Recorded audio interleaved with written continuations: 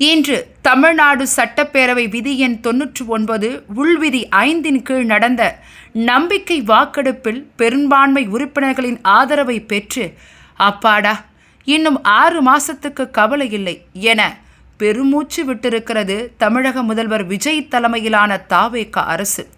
முதன்முறையாக ஆட்சி அமைத்திருப்பதாலும் பதவியேற்பின் பொழுதே கொஞ்சம் அவகாசம் கொடுங்க என முதல்வர் கோரிக்கை வைத்ததாலும் இந்த நம்பிக்கை வாக்கெடுப்பில் எளிதாக வெற்றி பெற்றிருப்பதாக கருத்துக்கள் நிலவி வந்தாலும் தமிழக சட்டப்பேரவையில் இதுபோல கொண்டு வரப்பட்ட பெரும்பாலான நம்பிக்கையில்லா தீர்மானங்கள் பல்வேறு வெற்றி பெற்று ஆட்சியை தக்க வைத்த முதல்வர்கள்தான் அதிகம் என்கிறது அரசியல் வரலாறு.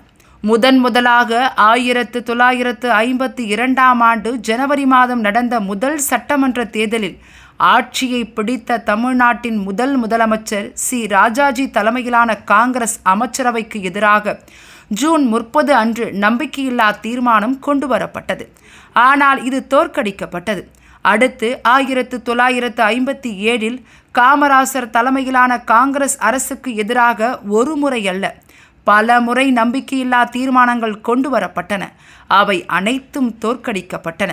1960கள் மற்றும் 1970களில் அப்போது முதல்வராக இருந்த கலைஞர் மு. கருணாநிதி தலைமையிலான திமுக ஆட்சியின் பொழுது கூட்டணியில் இருந்த காங்கிரஸ் கட்சி தனது ஆதரவை விலக்கிக் கொண்டதைத் தொடர்ந்து நம்பிக்கையில்லா தீர்மானங்கள் கொண்டு வரப்பட்டது.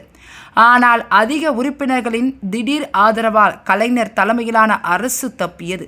1977 ஆண்டு நடந்த சட்டமன்ற தேர்தலில் ஆட்சியை பிடித்த எம்ஜிஆர் மீது 1983 ஆண்டு நவம்பர் மாதம் 16 மார்க்சிஸ்ட் கம்யூனிஸ்ட் கட்சியின் தலைவராக இருந்த உமாநாத் கொண்டு வந்த நம்பிக்கையில்லா தீர்மானம் தோற்கடிக்கப்பட்டது.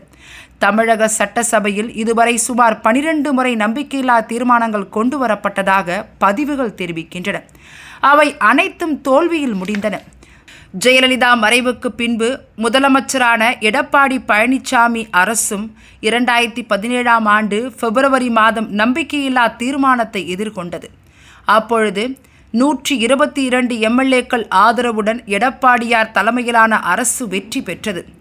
முதல்வர்களின் ஆட்சியின் மீது மட்டுமல்ல, சட்டமன்றத்தில் நடுநிலையோடு நடக்க வேண்டிய சபாநாயகர் மீதும் நம்பிக்கையில்லா தீர்மானம் கொண்டு வரப்பட்ட வரலாறும் உண்டு. முதலாக 1972 அப்போதைய முதல்வராக இருந்த கருணாநிதியின் ஆதரவாளராக இருந்த சபாநாயகர் ஏ.கே. மதியழகன் திடீரென எம்ஜிஆரின் ஆதரவாளராக மாறியதால் சபாநாயகர் மீதே நம்பிக்கையில்லா தீர்மானத்தை கொண்டு வந்தது திமுக அரசு.